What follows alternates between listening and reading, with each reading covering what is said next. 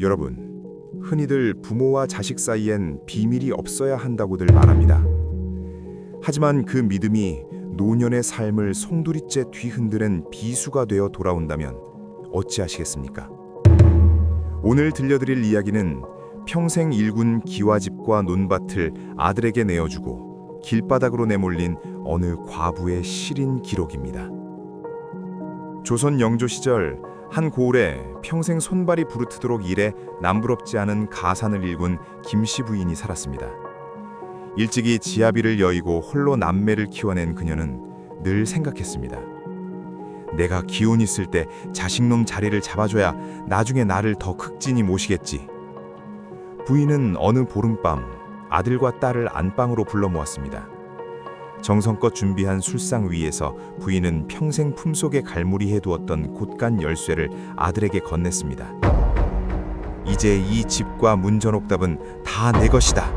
내가 이 집안의 주인이 되어 가문을 일으키거라. 아들은 눈물을 글썽이며 어머니의 거친 손을 어루만졌습니다.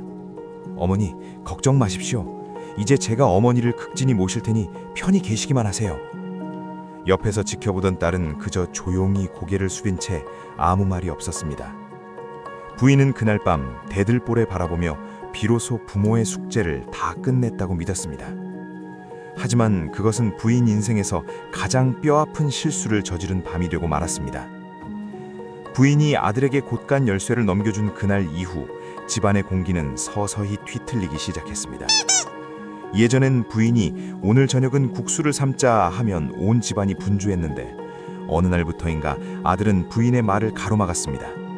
어머니, 안방 문간이 흙어오도 그냥 두세요. 제가 다 계획이 있어 고칠 것이니 상관 마세요. 부인이 당황해 내가 지내기 불편해 그런다고 답하자 아들은 차가운 눈빛으로 쐐기를 박았습니다. 어머니, 명의가 제 거잖아요. 이제 이 집의 모든 결정은 제가 합니다. 어머니는 그냥 주는 밥이나 드세요. 집을 해준 건 부인이었지만 어느새 부인은 아들에게 집안 사정을 설명드려야 하는 처지가 되었습니다. 아들의 목소리는 점점 높아졌고 부인을 대하는 태도는 짧고 냉담해졌습니다. 나중에 얘기해요. 바쁩니다. 제 집이니까 제가 알아서 할게요. 부인은 아들의 집에서 점점 작아졌습니다. 안방 주인 자리를 내주고 건너방으로 옮겨 앉았으나 마음 편히 발뻗을 곳은 하루하루 줄어들었습니다. 그 사이 침묵하던 딸과의 관계는 돌이킬 수 없는 파국으로 치달았습니다. 예전처럼 친정엄마를 보러 자주 오지 않는 딸에게 부인은 섭섭함을 토로했습니다. 그래도 네 오빠가 잘하겠지. 너도 좀 자주 와라. 그러자 딸은 차갑게 비웃었습니다. 어머니, 거긴 이제 오빠네 기와집이지 제 친정이 아니에요. 제가 왜 옳게 눈치 보면 남의 집에 가겠어요. 어머니가 오빠한테 다 주셨을 때 제 자리는 이미 없었던 거 모르세요? 딸은 더 이상 부인의 편이 아니었습니다. 재산이 아들에게 쏠린 순간 남매의 우애는 시기와 원망으로 얼고진 남보다 못한 사이가 되어버렸습니다. 부인이 아들을 옹호할수록 딸은 더 멀어졌고 아들은 재산을 손에 쥔 주인으로서 부인을 돌봐야 할 짐으로 취급하기 시작했습니다. 갈등이 폭발한 건 부인의 고질병이 도저 약값이 필요했을 때였습니다. 조심스레 손을 내미는 부인에게 아들은 미간을 찌푸리며 말했습니다. 어머니, 저도 이 집 기와 고치고 아이들 서당 보내라 여유가 없습니다. 제 사정도 좀 봐주셔야죠.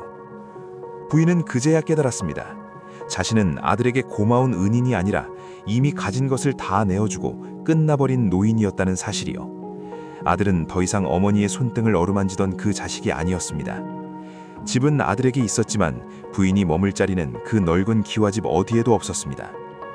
이제 부인은 아들의 방에 들어갈 때조차 문 밖에서 헛기침을 먼저 합니다. 지금 들어가도 되겠느냐?